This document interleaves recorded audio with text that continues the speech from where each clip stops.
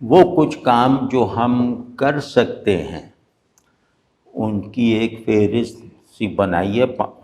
وہ یہ ہیں، یعنی معاشرہ جو کام ریاست سے بے نیاز اور ریاست کی محتاجی کے بغیر کر سکتا ہے، تو وہ کام کیا ہیں جو اگر ہماری معاشرت میں جیسے رواج بن جائیں تو انشاءاللہ ہماری ساری خرابیاں جو ہیں وہ مطلب ایک اللہ کے یہاں قبول ہو سکنے والی حالتوں میں دور ہو سکتی ہیں۔ نمبر 1، مظلوم کی مدد، خواہ وہ کوئی بھی ہو اور چاہے اس مدد میں خود کو نقصان اور خطرے میں ڈالنا پڑے۔ انسانوں کا کوئی اجتماعی آرڈر اس سوشل کانٹریکٹ کے بغیر وجود میں نہیں آ سکتا۔ نمبر 2، ایسے تعلیمی اداروں کا قیام جہاں دنیاوی علوم سے بھی ایمانی شعور تقویت حاصل کرتا رہے۔ ان اداروں میں استاد محض معلم نہ ہو، مربی کا کردار بھی ادا کرے، اور اسی کے ضمن میں ایسے تحقیقی اداروں کا قیام جہاں سائنسی، ریشنل اور معاشرتی علوم میں اب تک جو پیش رفت ہوئی ہے اس پر تنقیدی نظر ڈالنے کی صلاحیت پیدا ہو، ڈالی جائے، اور آج کی تمام علمی روایتوں میں رائے دینے کی اہلیت پیدا کر کے کم از کم تھیوری کی سطح پر ایسے کام کیے جائیں جو باقی دنیا کے لیے بھی معیاری اور مفید ہوں، اور وہ ان تھیوریز کو اپنے علم میں اضافے اور ترمیم کا ذریعہ بنا سکیں۔ نمبر 4، افلاس اور جہالت کا خاتمہ۔ یہ معاشرہ کر سکتا ہے۔ جو معاشرہ یہ ذمہ داری نہیں اٹھاتا وہ انسانی معاشرہ نہیں ہے۔ سوسائٹی کی جو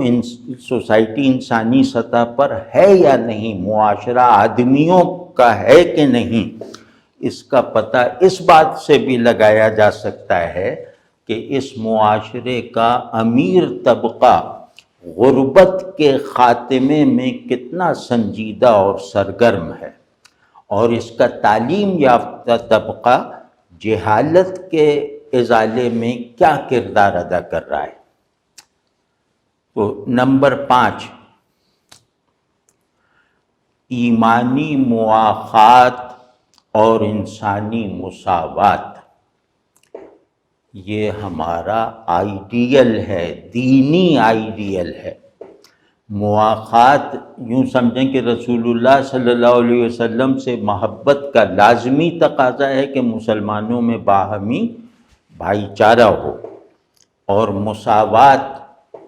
آپ رحمت للعالمین صلی اللہ علیہ وسلم کی اطاعت کا مستقل مطالبہ ہے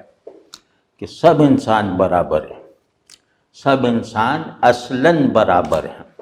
تو مواخات جو ہے وہ معاشرے کی ذمہ داری ہے اور مساوات ریاست کی۔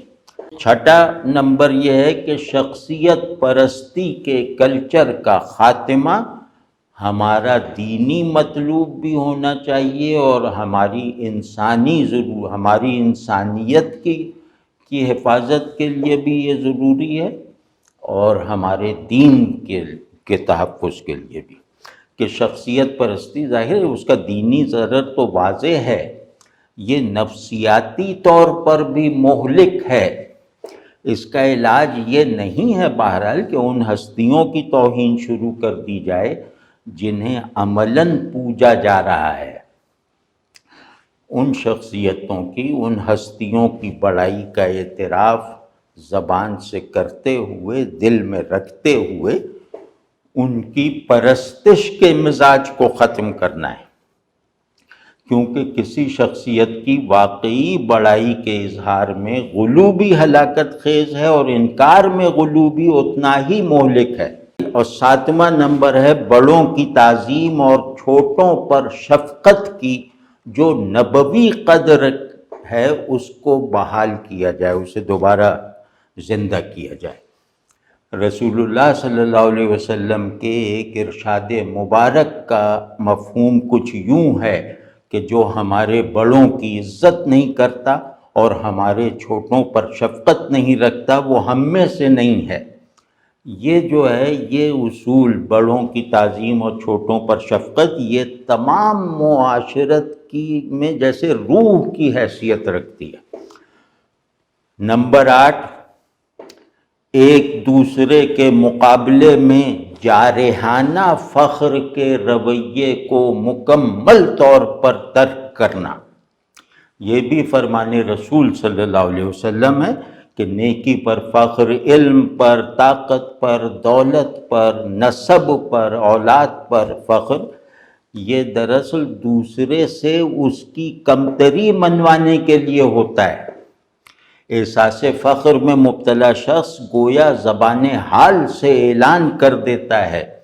کہ وہ تاحال حیوان ہے اور انسان بننے کے عمل سے دور ہے۔ تو افراد کا جو باہمی انکسار اور تواضع جو ہے وہ معاشرے کو خیر پر رکھتی ہے، یہ نہ رہے تو پھر جانوروں کا معاشرہ ہے۔ نمبر 9، یہ بہت اہم بات یہ بھی ہے جو نمبر 9 کہہ کے میں عرض کروں گا کہ خاندانی نظام میں ماں باپ کی مرکزیت کی بحالی، یعنی آدمی اگر والدین کی محبت کو اپنے نفس، بیوی، بچوں اور دنیا کی محبت پر احوالی طور پر چلو نہ صحیح مگر کم از کم قانونی انداز سے غالب نہیں رکھتا تو سخت خسارے اور خطرے میں ہے۔ ہماری موجودہ طرز معاشرت میں ہم دیکھ رہے ہیں کہ یہ اصول بڑی حد تک نظر انداز ہو رہا ہے اور اس رویے میں اضافہ ہوتا ہے، اس نظر اندازی میں اضافہ بھی ہو رہا ہے۔ اچھا، نمبر 10، یہ آخری ہے، مطلب تھوڑا سا وقت زیادہ اور شاید ہو گیا لیکن یہ آخری ہے۔ یا تو ایک بڑے نصب العین کی روشنی میں اولاد کی تربیت، اس کی تفصیل میں بہت بار کرتا رہا ہوں، تو یہاں بس ایک بات کہنی ہے جس پر ٹھیک سے عمل ہو جائے تو تربیت اولاد کے سارے فرائض خود بخود ادا ہو جاتے ہیں۔ وہ کیا ہے کہ بچپن ہی سے بچوں کا ایسا مزاج بنانے کی کوشش کرو کہ نیکی انہیں اچھی لگنے لگے اور برائی سے گھن آنے لگے، ڈر لگنے لگے۔ اس کے بعد پھر نیکیوں اور برائیوں کی فہرست انہیں یاد کرواؤ۔ مطلب یہ بہت ہی اہم کام ہے۔ بچوں کی تربیت سے بڑھ کر اصول معاشرت کی حفاظت نہیں ہو سکتی، تو اس کی یہ اہمیت کبھی نہیں بھولنی چاہیے۔ بچوں کی تربیت حق، خیر اور سب خوبصورتیوں کے تسلسل کا واحد ذریعہ ہے آگے۔ تو اپنے بچے کو بالکل چھوٹے ہونے کی حالت سے اچھا بندہ اور مفید آدمی بنانے کا اہتمام کریں گے تو پھر حسن معاشرت کی منزل تک پہنچیں گے۔ تربیت اولاد کے بارے میں حساس اور بامقصد ہوئے بغیر اچھے معاشرے کی تعمیر نہیں ہو سکتی۔ تو بچوں کو شروع ہی سے اللہ کے رسول صلی اللہ علیہ وسلم، اللہ کی کتاب اور بڑی بڑی ہستیوں سے مانوس کرو اور انہیں سچ بولنا، بڑوں کا ادب کرنا، چھوٹوں کا خیال رکھنا، ماں باپ کی فرما برداری محبت کے ساتھ، اپنی چیزیں دوسروں کو دینا اور تشبیہ کے اصول پر زباں دانی سکھانا، یہ اپنے کاموں میں بہت اہمیت کے ساتھ شامل ہونا چاہیے۔ تو انشاءاللہ بڑا ہو کر یہی بچہ اسلامی معاشرت یعنی نظام تعلق کے سب سے بڑے آئیڈیل اور سب سے بڑے سبب الحب فی اللہ والبغض فی اللہ کا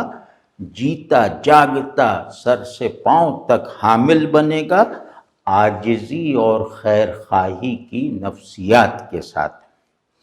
تو میرا خیال ہے اتنا بھی کافی ہے، بشرطے کہ ہم حسن معاشرت کو دینی مطالبہ سمجھ کر اپنا بڑا مقصود بنائیں، اور اصول معاشرت کو اختیار کرنے میں ہماری بے ضمیر، بے حمیت، بے اصول اور بے حس ریاستیں بھی کوئی ایسی رکاوٹ نہیں ڈال سکتی جسے ہم پھلانگ نہ سکیں۔ تو آج زیادہ تر عملی باتیں کی ہیں، اللہ قبول فرمائے، اس میں جو غلطی ہو اس غلطی کو ہم کو درست فرما دے،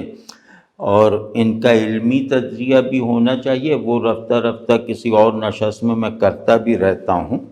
تو بہرحال آج ان سامنے کے نکات اور اس بالکل اختیار کے تحت لائے عمل کو بھی ہم نے سنجیدگی سے نہ پکڑا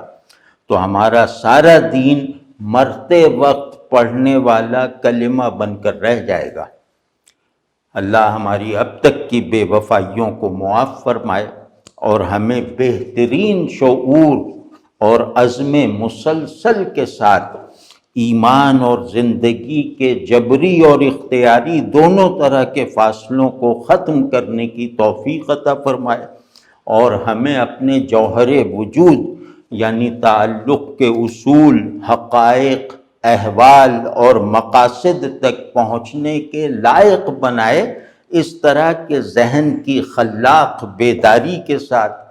قلب کی پرحضور یکسوئی کے ساتھ، نفس کے رفیع احوال گرینڈ پیشنس کے ساتھ، خود سے بلند رکھنے والی بے نفسی کے ساتھ، شخصیت میں اٹھان پیدا کر دینے والی عاجزی کے ساتھ، خود اعتمادی کا سبب بن جانے والے انکسار کے ساتھ، اور خودی میں غیر شخصی توسیع کرنے والے ایثار کے ساتھ،